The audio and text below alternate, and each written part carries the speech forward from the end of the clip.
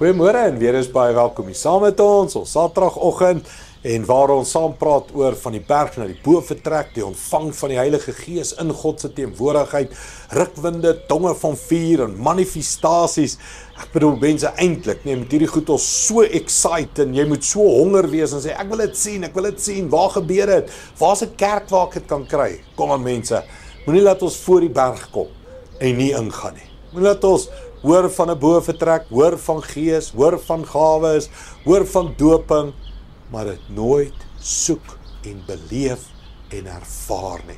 Kom ons wees nie net hoorders nie. Kom ons gaan soek dit. Kom ons gaan soek dit môre. Kom ons gaan soek dit Sondag in ons kerke. Here, maak ons kerk 'n bo vertrek waar ons U ontmoet elke week. Jy sien die preek ek heeltemal van die punt af. Handelinge 2 vers 5 is vanoggend se skrif. Hy sê daar het toegewyde Jode uit al die nasies onder die son in Jerusalem gewoon. Die geluid van die stormwind en die stemme het 'n groot skare daar laat saamkom. Hulle was uit die veld geslaan, omdat elkeen die gelowiges in hulle eie taal hoor praat het. Ek dink hy skrif praat van self, nee. Hy rukpunt was so groot dat dit mense laat stroom. Die stemme, die geluid, die warbel, die chaos het soveel mense laat stroom soontoe. En dan die doel van die geestelike gawe was nie om vir die disippels hoendervleis te gee nie, was nie vir die disippels bragging rights nie.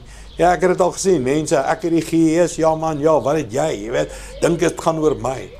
Die doel van 'n lewe vol van die gees was vir daai ongelowiges wat nog buite gestaan het, sodat hulle in hulle eie taal kon hoor hoekom en wie en wat is God en kon self nou nader. Mense, die doel van jou gawe is altyd verander. Dis verander mense, dit kan vir jou kinders en vir jou huis wees, maar dit is altyd vir die gemeente ook, en dit is altyd vir die buiteling. So as jy enige vorm van gawe het, talent het, wat jy kan goed doen, vind uit hoe gebruik jy dit vir die koninkryk. Dit is nooit net vir jou gegee nie.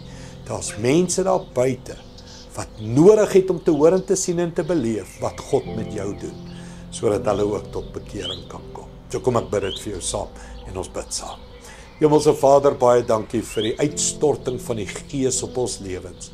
Ons wil nie net daaroor praat nie, ons wil nie net daarvan hoor nie. Ons wil getuies daarvan wees, ons wil kandidate wees, ons wil mense wees wat dit beleef het, Here.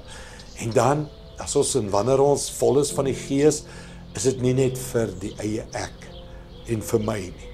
Dis vir hierdie broke wêreld, Here. Dis vir die kerk, dis vir die koninkryk, en help elkeen van ons om ons gawes en talente so te gebruik dat U verheerlik word, dat mense wat nie voorheen verstaan het nie, nou sal begin verstaan. Dankie daarvoor, Here, in Jesus naam. Amen. Dankie liewe vriende, ek sien jou weer môre. Ons kom al hoe nader aan Kersfees, so ons gaan Kersfees boodskappe begin. So ons sien jou môre by ons eredienste op al ons platforms. Die Here seën jou. Goed gaan. Trots geborg deur Evergreen Turf.